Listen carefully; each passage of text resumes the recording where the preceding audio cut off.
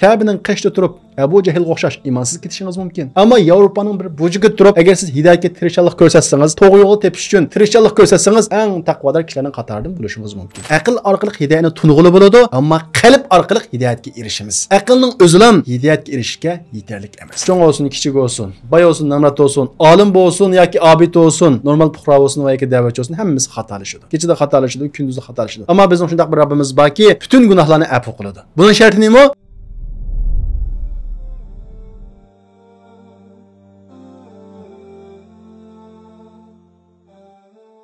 Biz bugün Allah'ın rahmeti ve fazlilen İmam Nevevi'ninki 40 hadis namlı kitabından 24. hadisini okuyumuz. Bizning bugün okuyduğun hadisimiz bolsa Allah subhanahu wa taala insonlarga harom qilgan va shundaqla insonlarningki hayvonlar qilishimi harom qilingan, o'simliklar, daraxtlarga qilishimi harom qilingan nihoyat ig'ir bir jinoyat haqida to'xtaladi. Valanki bu jinoyat bizning oilamizda mavjud bo'lishi mumkin. Erlarning ayollar orasida mavjud bo'lishi mumkin. Shundaqla farzandlar orasida mavjud bo'lishi mumkin. Ammo bu nihoyat ig'ir bir masala. Va shundaqla bu hadis hidoyatga erishishning eng muhim yo'li haqida to'xtaladi. Va shundaqla rizq erishishning eng muhim yo'li haqida to'xtaladi. Va shundaqla insonlar bilan Robbining o'rtasidagi munosabati va shundaqla Alloh subhanahu va taolaninki bizlarga nima uchun ibodatlarga buyurishi, ya'ni Alloh subhanahu va taolo bizlarga uni qilinglar, buni qilmanglar deydi masalan. Namoz o'qinglar deydi. Buningki asli kimga foydasi bor ekanligi mana shu haqda nayet uçuq mazmunlarni bizga sunudu. Al bilan biz hadisning tarjimasini qilamiz. Undan keyin sharhlab mayli. Bismillahirrohmanirrohim. An Nabi Zarril Ghifari radhiyallohu anhu an Nabi sallallohu alayhi va sallam fima yarwihi an Rabbih azza va jalla annahu qala. Abu Zarr Ghifari radhiyallohu anhu payg'ambarimiz Muhammad alayhisolamdan naql qildi. Payg'ambarimiz Muhammad alayhisolam Alloh subhanahu va taoladan naql qilib, Alloh subhanahu va taolo mundaq dedi: "Ey bandalarim,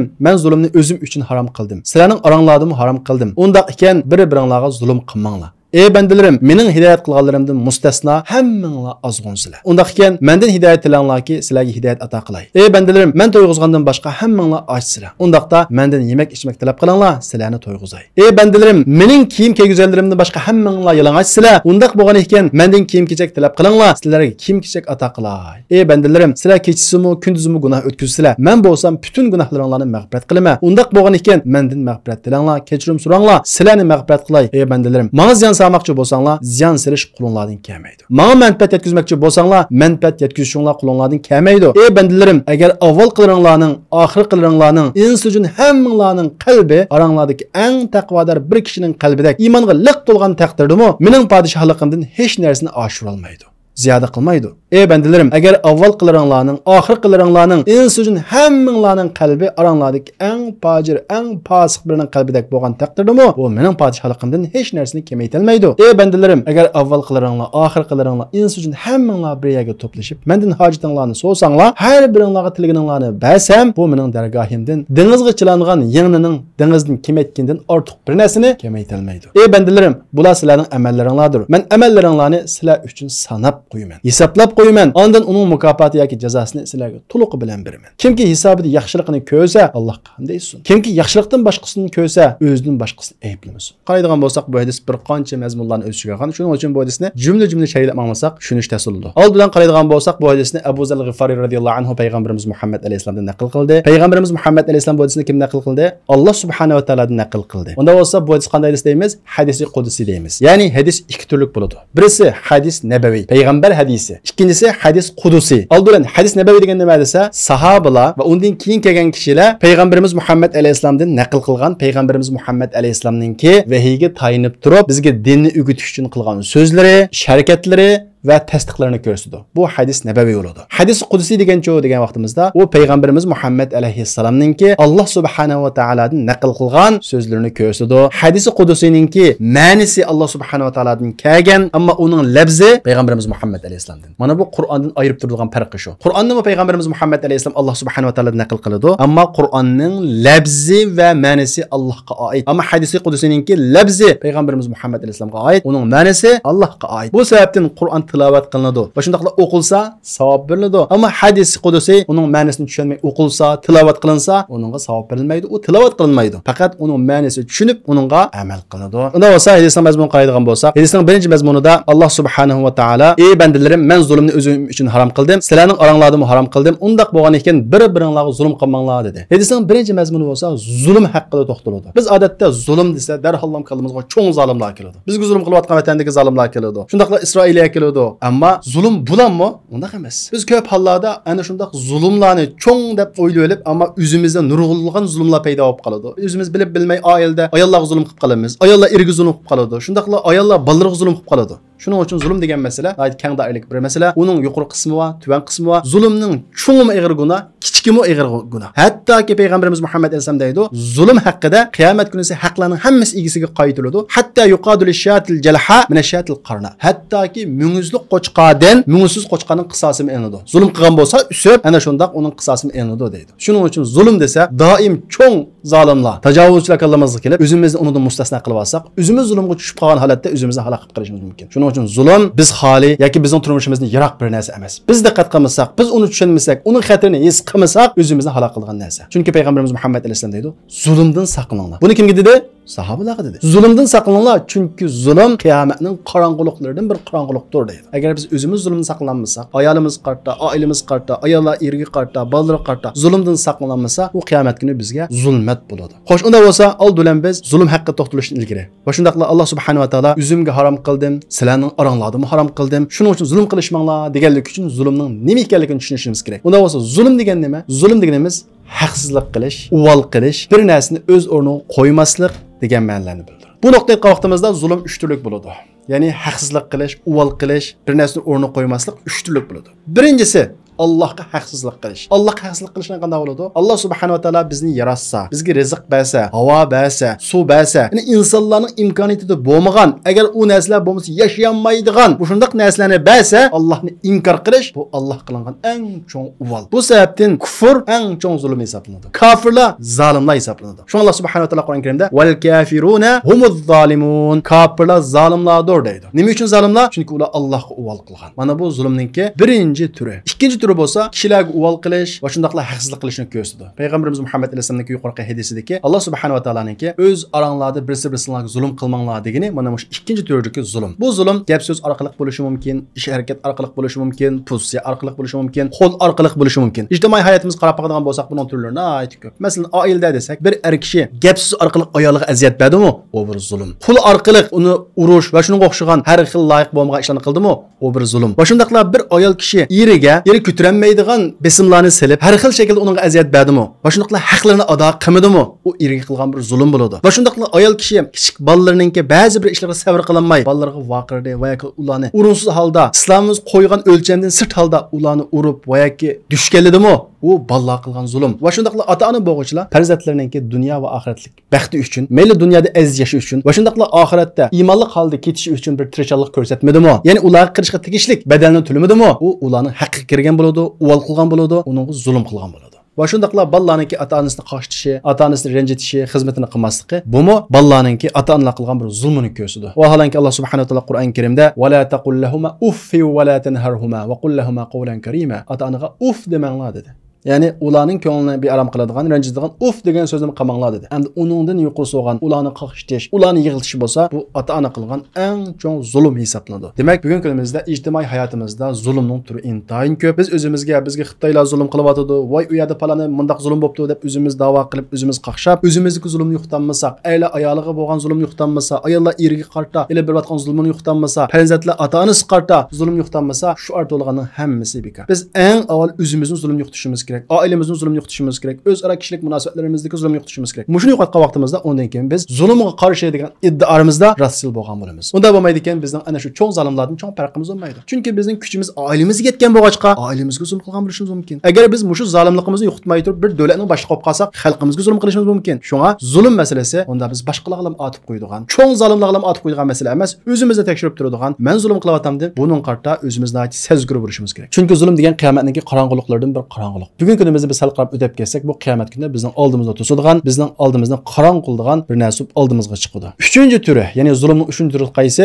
O'z-o'ziga zulm qilish. Bu qanday bo'ladi? Alloh subhanahu va taolo aniq qil, mani qilma deydi. Bizning foydamiz uchun, bizning jannat kirishimiz uchun, do'zax kirib ketmasligimiz uchun. Ammo biz nafsimizga aldinib, shaytonning keyniga kirib, Alloh subhanahu va taolo buyurgan buyruqlarni qilmasak, Alloh subhanahu va taolo to'sgan ishlarni yanmasak, o'zimizning nafsiga zulm qilgan bo'lamiz, o'zimizga zulm qilgan bo'lamiz. Chunki biz u gunohni qilgan vaqtimizda, Alloh taolo buyurgan ishni qilmagan vaqtimizda, qiyomat kuni o'zimizga do'zaxdan bir kichik o'rin hozirlagan qilgan bo'lamiz. Bu vaqtda biz o'zimiz do'zaxga tashlagan bo'lamiz. Bu o'z-o'ziga zulm qilish deb ataladi. Shu Alloh subhanahu va taolo Qur'oni Karimda "Va ma zalamnahum walakin kanu anfusahum yadhlimun." Biz ularga, ya'ni do'zax ahliga biz zulm qilmadik, lekin ular o'zlariga o'z zulm qildi deydi. Va shunaqla Alloh subhanahu va taolo "Qul ya ibadiyallazina asrafu ala anfusihim la taqnatu min rahmatillah." Ey Muhammad, o'ziga zulm qilgan bandalarimga aytqinki, kim o'ziga zulm qilgan bandalar? Gunoh ishlagan fosiq insonlar. Alloh taolo cheklagan ishlarni yanmagan insonlar. Bular o'ziga zulm qilgan kishilar. Va shunaqla bu kishilarga aytqinki, la taqnatu min rahmatillah. Allohning rahmatidan umid uzmanglar. Ya'ni tavba qilinglar. Innalloha yaghfiru dhunuba jami'a. Chunki Alloh subhanahu va taolo hamma gunohlarni afu qiladi, kechirim qiladi deydi. Demak, xulosalagan vaqtimizda zulm uch turlik bo'ladi. Birisi Allohga haqsizlik qilish, ikkinchisi o'zaro kishilarga haqsizlik qilish. Bunun ijtimoiy turlari o'zimizda, oilamizda yuz berishi mumkin. Uchinchisi bo'lsa insonning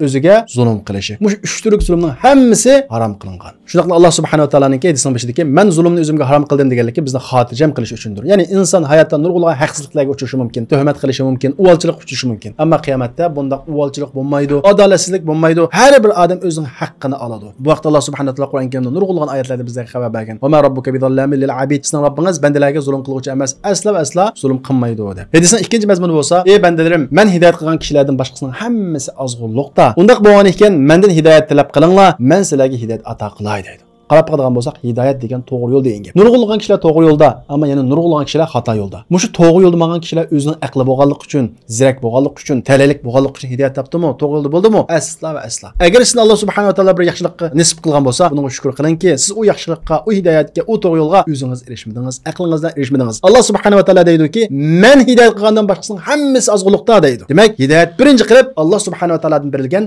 bir in'am. Buni bilishimiz kerak. Ikkinchi qilib, bu hadisda Alloh subhanahu va taolo hidoyatga erishishning eng muhim yo'lidan neydi? O qaysi? Dua. Fastahduni ahdikum. Ya'ni men hidoyat qilgan kishilardan boshqasining hammasi ozg'unliqda, unda bo'lgan ekan, hidoyatga erishmoqchi bo'lsanglar, mendan hidoyat talab qilinglar deydi. Shuning uchun aqlimiz ba'zi narsalarni tunidi, ammo qalbimiz uningga erinmadi. Qalbimiz amin taqul unimadi. Aqlimiz to'g'ri deb tunidi. Bunda bo'lgan bo'lsa, Alloh subhanahu va taoladan: "Ey Alloh, men bu yo'lning to'g'ri ekanligini bildim. Men hidoyat yo'lini tunudim, ammo qalbim buningga eshilmayotdi" deb Alloh subhanahu va taoladan tilishimiz kerak. Tilish orqali hidoyatga erishgili bo'ladi. Aql orqali hidoyatni tunug'ili bo'ladi, ammo qalb orqali hidoyatga erishimiz. Aqlning o'zilam hidoyatga erishishga yetarlik emas. Nurg'un aqlli kishilar bor. Va shundaqla olam qatnashida ishlaydigan, Allohning mo'jizasini ko'rgan, Allohning buyukligini ko'rgan, Allohning azim ekanligini ko'rgan nurg'un olimlar bor. Bu narsalarning bikodan bikoga o'zligidan bo'lib qolganligiga asla ishonmaydi, ammo iymon etmaydi. Nima uchun? Iymon masalasi qalb masalasi, aql masalasi emas. Agar bu hidoyat masalasi, aql masalasi bo'lsa edi, yuqori fan texnik shirkatida ishlaydigan hindisonliklar bor. Ajoyib yuqori fan texnik shirkatlarda ishlaydi,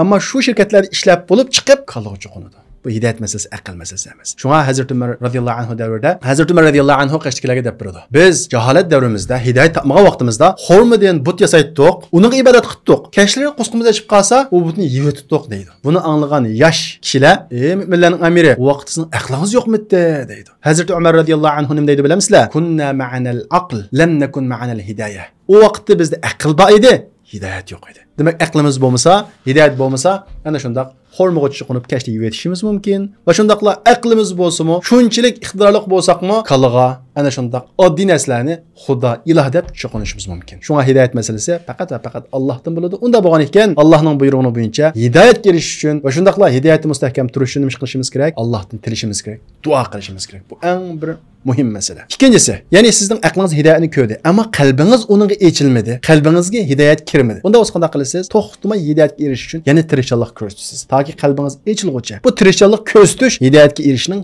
muhim bir yo'li. Bu vaqtda Alloh subhanahu va taolo Qur'on Karimda "Vallazina jahadu fina lanahdiyannahum subulana va innalloha lama'al muhsinin." Biz haqqimizda, ya'ni hidoyat yo'li haqida, islom yo'li haqida, Alloh yo'li haqida tirishchilik ko'rsatganlarni biz o'z yo'limizga hidoyat qilamiz deydi. Demak, tirishchilik ko'rsatish intayin muhim. Buning misollarini aytib ko'p. Qarab qadag'an bo'lsak, Salman al-Farisining misoli bor. Shunaqo, Salman al-Farisi bir otashparast oila tug'ilgan, kishilarning o'tqa cho'qinishi uning kallasini o'tmagan, ammo bir to'g'ri yo'lni tepish yo'lida tirishchilik ko'rsatgan va shunchalik sarson bo'lganki, o'zining yurtidan ko'chgan eng oxirida Peygamberimiz Muhammed alayhisolamni topgan. Va undan boshqa Ibrohim alayhisolamning misoli bor. Va undan boshqa bugun kunimizdami hidoyat topgan kishilarning hikoyalar qarab qolgan bo'lsak, buningga o'xshash misollar intayin ko'p. Shunga bu hidoyat masalasi o'rin, makon bilan unchalik munosabatli emas. Kabening qishda turib Abu Cehilga o'xshash imonsiz ketishingiz mumkin. Ammo Yevropaning bir bujiga turib, agar siz hidoyatga tirishchilik ko'rsatsangiz, to'g'ri yo'lga tepish uchun tirishchilik ko'rsatsangiz, eng taqvodor kishilarning qatoridan bo'lishingiz mumkin. Shunga hidoyat masalasi u Allohdan keladi, Allohdan tilash lozim va shundaqla hidoyatga erishish, hidoyat tepish uchun tirishchilik ko'rsatish lozim. Shu orqali biz hidoyatga erisha olamiz. Uningdan keyingi mazmuni hadisninki: "Ey bandalarim, men to'yg'izgandan boshqa hammanglar ochsizlar, undaqda mendan yemak ichmak talab qilinglar. Sizlarni to'yg'izay. Ey bandalarim, mening kiyim kiygizganlarimdan boshqa hammanglar yalang'ochsizlar. Undaq bo'lgan ekan, mendan kiyim-kechak talab qilinglar. Sizlarga kiyim-kechak ato qilay. Yemak ichmak, kiyim-kechak bu nima bu?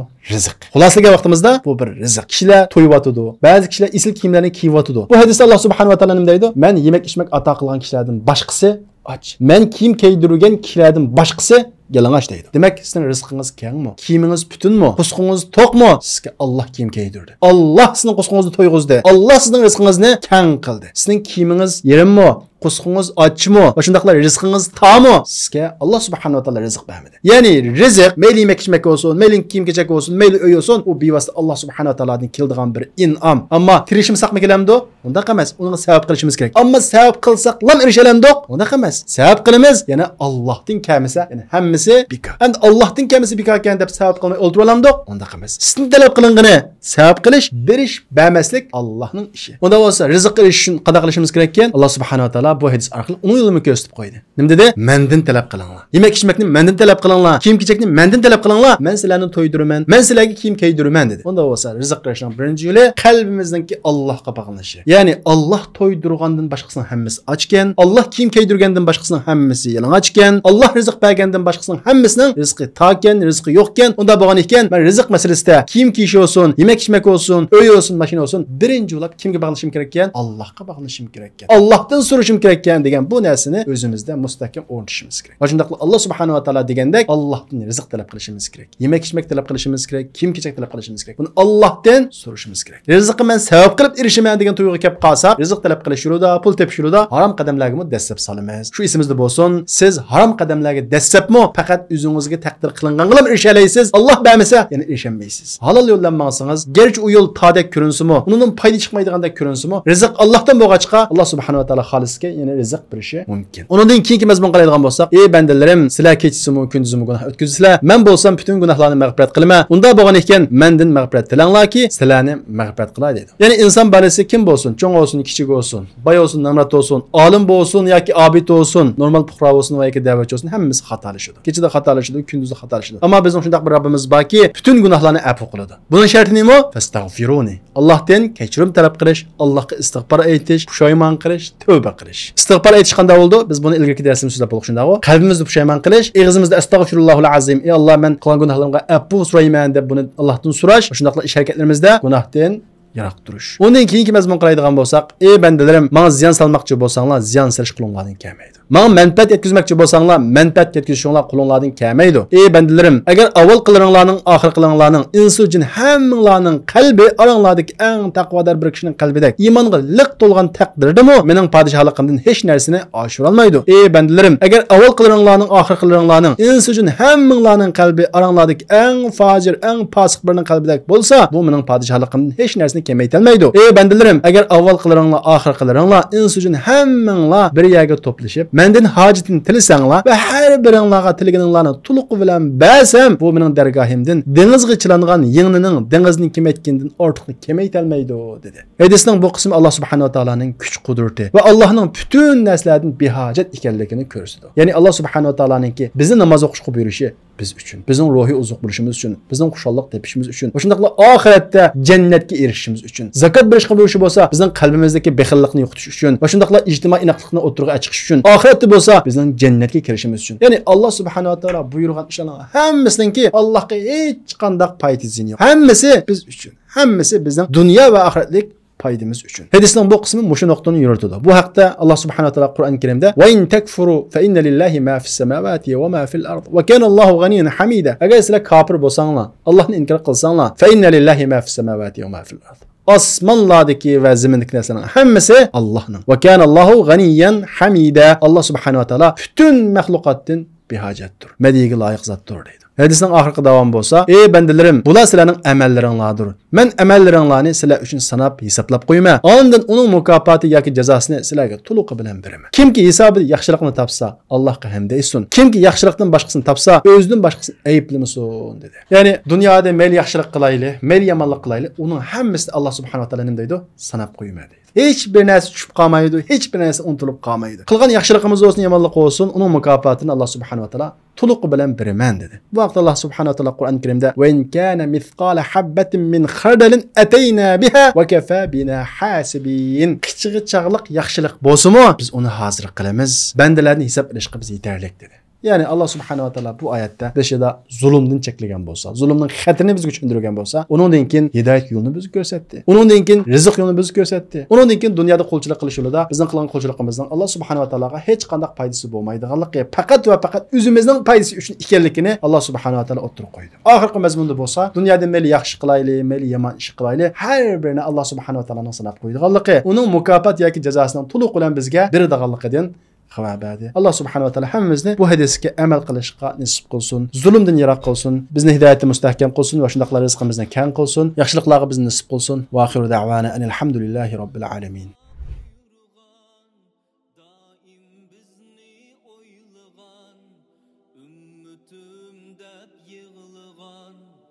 Muhammedur Rasulullah